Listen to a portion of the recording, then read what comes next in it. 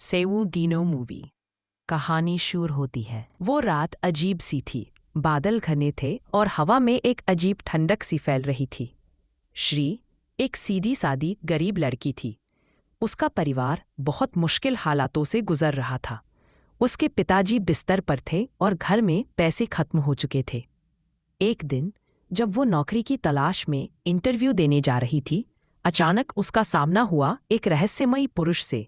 उसका नाम था कांग आटोमोजो। कैंग एटमोजो। तुम्हारा जन्म फ्राइडे क्लीवोन पर हुआ है ना? श्री चौंक गई। ये तो कोई खास तिथि थी जो उसके गांव में दादी अक्सर बताया करती थी। श्री: हाँ, लेकिन आपको कैसे पता चला? वो मुस्कराया और कहा, तुम्हें एक स्पेशल काम के लिए चुना गया है। काम आसान नहीं है, लेकिन पेमेंट बहुत ज्यादा मिलेगा। पैसों की तंगी और पिताजी की हालत को देखते हुए श्री ने बिना ज्यादा सोचे वो ऑफर मान लिया। अगले दिन श्री को 2 और लड़कियों के साथ एक जीप में बैठाया गया। एरना एक चालाक और प्रैक्टिकल लड़की, दीनी नाजुक और डरपोक स्वभाव की। जीप जंगल के गहरे हिस्सों में जाती रही। रास्ते वीरान थे। कोई मोबाइल नेटवर्क नहीं, कोई संकेत नहीं। आखिरकार वे पहुंचे एक पुरानी झोपड़ी कैबिन पर। ये झोपड़ी किसी डरावने सपने जैसी थी। टूटी खिड़कियां, सड़ी लकड़ियां और आसपास कोई इंसानी हलचल नहीं। वहां एक और बूढ़ा आदमी मिला, बा तामीना, जो दिखने में सीधी सादी पर आंखों में डर छुपाए थी। बा तामीना, यहां से भागना मना है। अगर एक बार श्राप टूट गया तो मौत आएगी बिना चेतावनी के।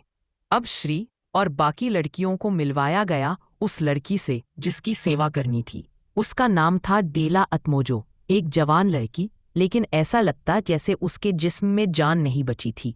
उसकी आंखें सफेद थी, चेहरे पर घाव और उसका शरीर रस्सियों से जकड़ा हुआ था। डेला के कमरे की दीवारें काली स्याही से लिखी गई मंत्रों से भरी थी। कमरा पूरी तरह से पवित्र धागों और तांत्रिक बंधनों से सजा हुआ था। श्री कांपती हुई, यह लड़की क्या जिंदा है या मुर्दा? अम्बा तमीना, वो जिंदा है, लेकिन उसमें अब इंसानियत नहीं है। सिर्फ एक आत्मा है जो 1000 दिनों तक के श्राप में बंद है। इस श्राप का नाम था सेवू डीनो, यानी 1000 डेज कर्स। अब उन तीनों को बताया गया उनका काम। हर दिन एक निश्चित समय पर डेला को स्नान कराना होगा, एक विशेष जल से। उसके शरीर पर एक मंत्र पढ़ते हुए जड़ी बूटियों का लेप लगाना होगा। हर रात को उसके कमरे के चारों कोनों में धूप जलानी होगी। कोई मंत्र छूट गया, कोई नियम तोड़ा गया तो अगली सुबह कोई नहीं बचेगा। श्री को पहली रात ही महसूस हुआ कि डेला कभी कभी हिलती है, जैसे किसी चीज से लड़ रही हो, अंदर ही अंदर। वो डरावनी आवाजें निकालती थी, अचानक से हंसने लगती थी और फिर एकदम शांत। दीनी हो रही, मुझे लगता है वो मुझे देख रही है। एरना, ऐसा लगता है जैसे वो आत्मा हमें याद रख रही है, एक एक को। कुछ दिन ठीक बीते, लेकिन 7वें दिन एक भयंकर गलती हो गई। दीनी ने डर के मारे मंत्र पढ़ते वक्त बीच में ही छोड़ दिया। अगली सुबह उसे उसके बिस्तर पर मरा हुआ पाया गया। उसकी आंखें बाहर निकली थीं और उसके चेहरे पर डेला के जैसे निशान थे।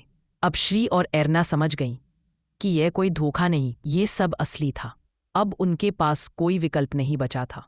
या तो 1000 दिन पूरे करो या फिर मरो। अब जैसे जैसे दिन बीतते गए, झोपड़ी में अजीब घटनाएं होने लगीं। रात में कोई छाया दरवाजे के बाहर खड़ी रहती। मंत्रोच्चारण के दौरान किसी और की आवाज भी सुनाई देती थी। श्री को सपनों में अतमोजो परिवार की पुरानी बातें दिखने लगी। एक तांत्रिक पूजा जिसमें डेला को बलि के लिए बांधा गया था।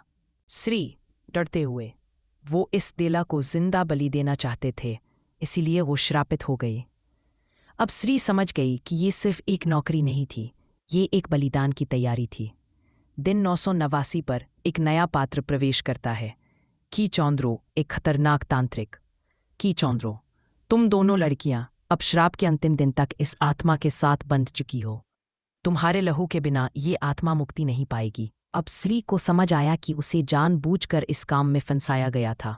फ्राइडे क्लीवोन पर जन्म लेने वाली लड़कियां ही इस श्राप को संभाल सकती थी। अब उसे और अर्ना को बलिदान के रूप में इस्तेमाल किया जाने वाला था। दिन 989, रात का समय। की चौंद्रो ने श्री को जंजीरों से बांध दिया और डेला को आज़ाद किया। अब देला पूरी तरह से राक्षसी रूप में आ चुकी थी। उसके बाल उड़ रहे थे, आंखें चमक रही थीं और शरीर हवा में तैर रहा था। पर श्री ने एक आखिरी कोशिश की। उसने एक प्राचीन मंत्र जो सपनों में उसकी दादी ने सिखाया था जोर से पढ़ा। ओरो बोनो जीवाने वाली घंटी अवाकमो। अचानक झोपड़ी हिलने लगी, हवा गड़गड़ाने लगी और देला चीखने लगी, देला मुक्ति दो मुझे। अगली सुबह 1000वां दिन। श्री बेहोश पड़ी थी। जंगल में अब शांत थी। जंगल में पक्षी फिर से चहकने लगे थे। मब्बा तामीना रो रही थी। मब्बा, देला अब फ्री है और तुमने उसे मुक्ति दी। श्री उठी, लेकिन अब उसकी आंखों में देला की झलक थी। कहानी यहीं खत्म नहीं होती। कुछ हफ्तों बाद शहर में एक लड़की अचानक मिर्गी की तरह तड़पने लगी। उसकी आंखें सफ़ेद थीं, चेहरे पर वही निशान। लोग कहते हैं सेवोडीनो का शाप कभी किसी और के शरीर में चला जाता है। श्री ने देला को मुक्त तो कर दिया, लेकिन अब वही अगली रक्षक बन गई, या अगली शिकार। सेवोडीनो 2023 एक गहरी और सांस्कृतिक रूप से रिच हॉरर स्टोरी है, जिसमें इंडोनेशिया के तांत्रिक लोक कथाओं का सम्मिश्रण है। फिल्म डर के साथ साथ बलिदान, कर्म और आत्मा की मुक्ति जैसे विषयों को छूती है।